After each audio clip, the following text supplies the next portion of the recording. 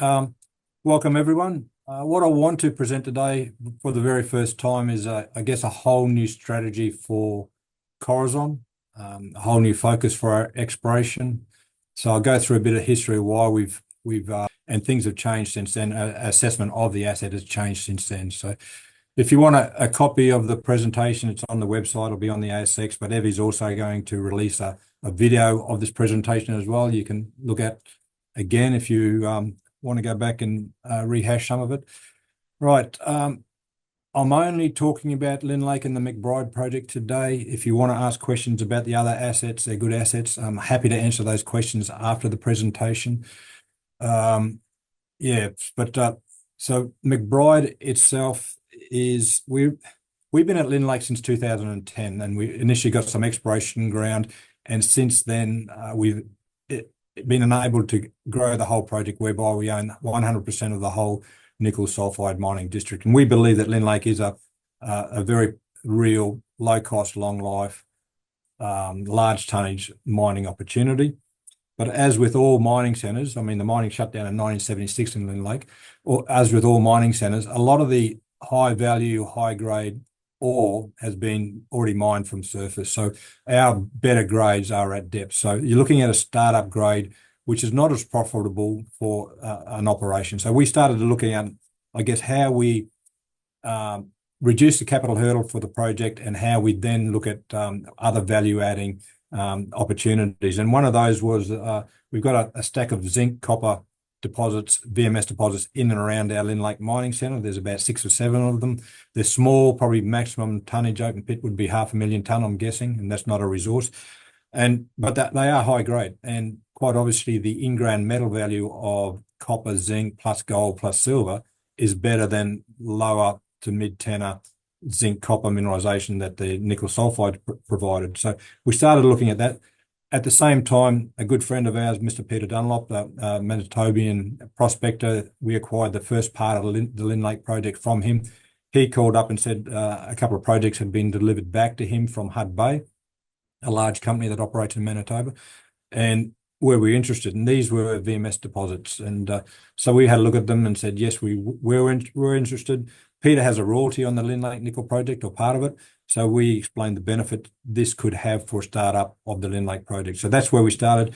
I think we have to pay him 153,600 Canadian dollars before mid-December to acquire the assets. So it is a low cost. So I'll start talking about the acquisition. So yeah, in June we announced the acquisition of, I guess, MacBride, Wilmette and Barrington out to the east of Lynn Lake out there, and looking at really that being a satellite mining operation for the Lynn Lake project.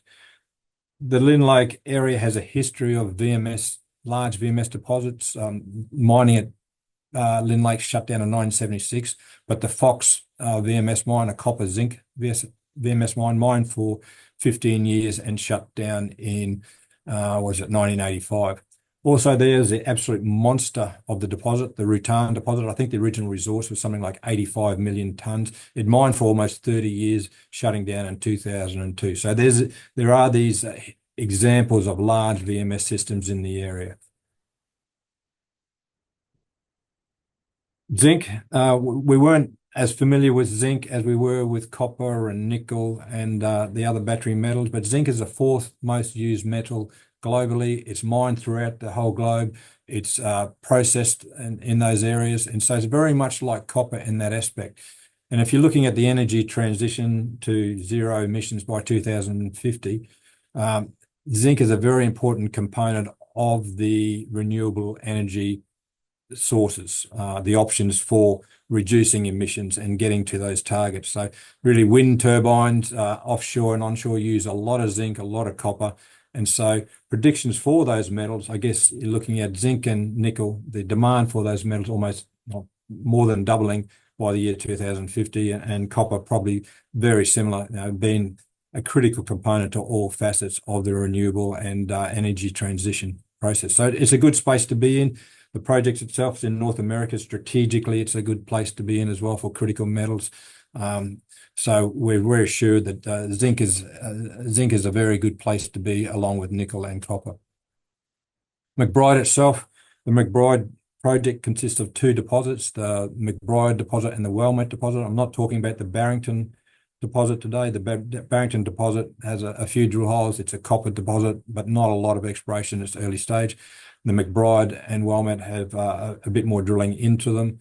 Two drill-defined deposits, outcropping and discovered back in the 1950s. The paper plans for the area suggest there's a lot of copper shows in the area that suggests that there could be greater potential. And these VMS systems occur in clusters. They're not typically one deposit and then there's nothing else. They occur in clusters of deposits and usually stacked lenses of polymetallic metal. So so that's the kind of thought we had for Barrington early on. But at a minimum, and a fallback position would be that we have a drill-defined deposit that could provide incremental benefit for Lynn Lake, and that's where we started. It's near Lynn Lake, the project near Lynn Lake, and Lynn Lake has all the benefits of a historical mining centre. Environmentally, we have that footprint already there.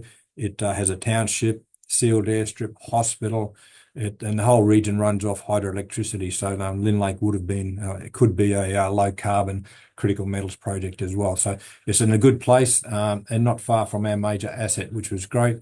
And Manitoba is also a very good place to explore. Manitoba is a mining province. The Manitoba government have expressed their desire to accelerate investment into long-term sustainable critical metals projects. So that's good for us. Also, we have a very good relationship and agreement with the First Nations people of Lynn Lake. They've shown that they're very supportive of exploration and development. They're also a shareholder of Corazon. The Sulphide First Nation people recently have been instrumental in Alamos Mining getting both federal and provincial environmental approvals for open cut gold mining just outside of the township of Lynn Lake. So it's a good place to be in. It's a first world nation, critical metals. There are analogies to, I guess, VMS camps, you could call them. The Flin Flon area, 250 km south of Lynn Lake, is a world-class VMS terrain. As you can see by the geological image to the right there, you also have the Thomson Nickel Belt. So this is a centre for big metal deposits. You've got Lynn Lake, Thomson, and the Flin Flon area. But the Flin Flon VMS terrain, it's probably got about 30 developed deposits and has produced more than 180 million tonnes of sulphide material. The host rocks in the Lynn Lake Greenstone Belt are exactly the same as the Flintstone Greenstone Belt, same composition, same age, same tectonic history, and also we see in the region the same variation of metal dominance, be it a zinc-copper deposit or a copper-zinc deposit, copper-gold deposit, also gold-dominant deposits. So they're all very similar in age and formation, which is good. This is a geological compilation of the Lynn Lake Greenstone Belt in Manitoba. You can see our project area for Lynn Lake on the left-hand side and MacBride on the right. What I wanted to get from this slide is that the MacBride project is on higher ground. We won't suffer from seasonal exploration problems such as the spring melts or summer being too wet to get around. We can explore this project just about all year round. On top of that, the eastern side of the Lynn Lake Greenstone Belt is a lot less deformed. The metamorphic grade increases to the west. That means we can pull apart these systems geologically and understand why they've occurred where they are. And we can see why Barrington's where it is. We can see why Wellmet and MacBride are situated where they are. And we can take those models and apply them to the rest of that belt in that area. So we have other targets as opposed to this. And this is still a process that we're going through at the moment in the early stages of developing an exploration program for MacBride. As I said before, VMS deposits typically occur in clusters. They're polymetallic. They could have lenses of different types of mineralization close together. Usually the core of the system, the heat center of the system, is copper rich and it grades out to zinc. In June, we announced selected holes from the drill hole historical drilling at MacBride. You can see quite a high tenor of zinc in that area. We call it the main zinc horizon. And Wellmet, it had a zinc horizon, slightly lower grade zinc, but also probably higher copper in general and silver than we see at MacBride. But also right beside it, and sometimes in the same drill hole, we see this copper gold rich horizon. So really good gold results, really good copper results, and marry that with quite good accessory zinc as well. So that's what they look like. In addition to that, we could see from the mapping that there's a lot of other shows. There was some postage stamp historical geophysical surveys done in certain areas. So there's a lot of smoke in this area that hasn't been followed up on or explored. So predominantly the exploration here was discovery in the 1950s and stop-start drilling campaigns up until the early to mid-1990s. These projects have always been, I guess, a lower level of priorities for larger exploration and mining companies. A cross-section through MacBride, fairly continuous from surface, and very definable in geophysics as well. So there is a historical endowment, we're calling it. We can't call it a resource. It's not JORC compliant, it's not NI 43-101 compliant, but there's a historical endowment that's public information. You can go out and get that, but it's going to be around just around 9% zinc on an average grade, and definable as the drilling is over 200 to 400 meters down to through 400 meters depth as well. The past geophysics over MacBride suggests there's another horizon out to the east, another conductor out to the east. We haven't looked at that yet, but possibly it's like Wellmet, where you get these two conductors very close together and carrying metals of interest.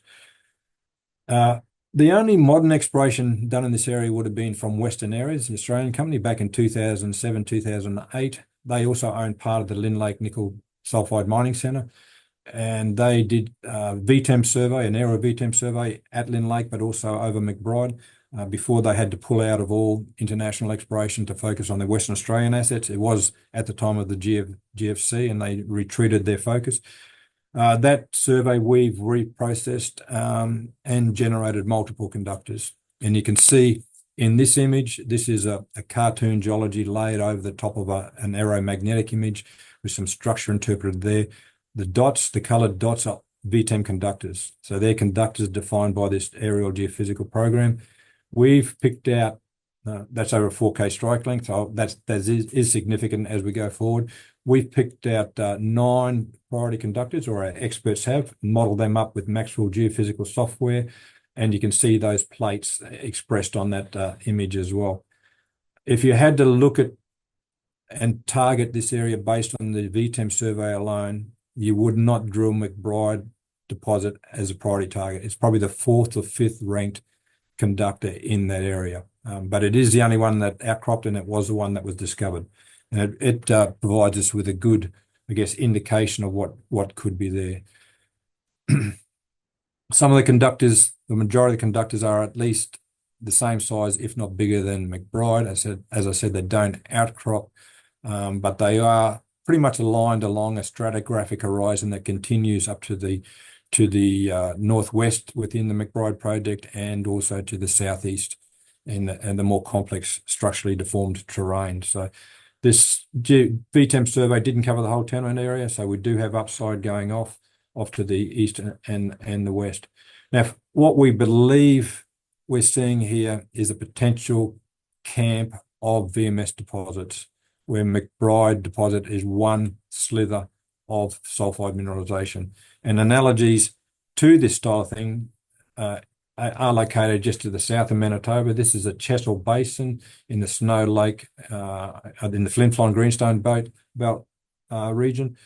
And I've highlighted some of the deposits here. You got Layla up to the north there. That's an operating mine run by Hudbay. It has a base metal processing plant and a gold processing plant, and it's still operating today. The next deposit to the south is this 1901 deposit. It was discovered in 2019. So they're still discovering VMS deposits in this area that has been explored for more than 100 years. It's got a metal endowment, a mineral endowment stated down on that graph there that is pretty close to what's stated for the historical MacBride endowment. And then you can see this other cluster of deposits down to the south here that provide good tonnage and a long mining life. So if we take that scenario and we go back to this image, the 4K image, you could say that MacBride is on a 4K strike length would be located about where 1901 is located, and the cluster of the deposits up to the north is sitting in a similar situation as a Layla deposit, multiple deposits, different metal dominance. So that's the kind of thing that we're looking for here. We believe as we explore this project, we will make multiple discoveries going forward. The first step will be to extend the aerial geophysics to the northwest and the southeast on this area, and also to take in Wellmet. If you look at the Wellmet deposit down to what we see here, we've got at least a 10-kilometre strike to explore through that area. And where we know some of our best structural targets in this area aren't where this VTEM has been completed. So we're pretty hopeful of other things.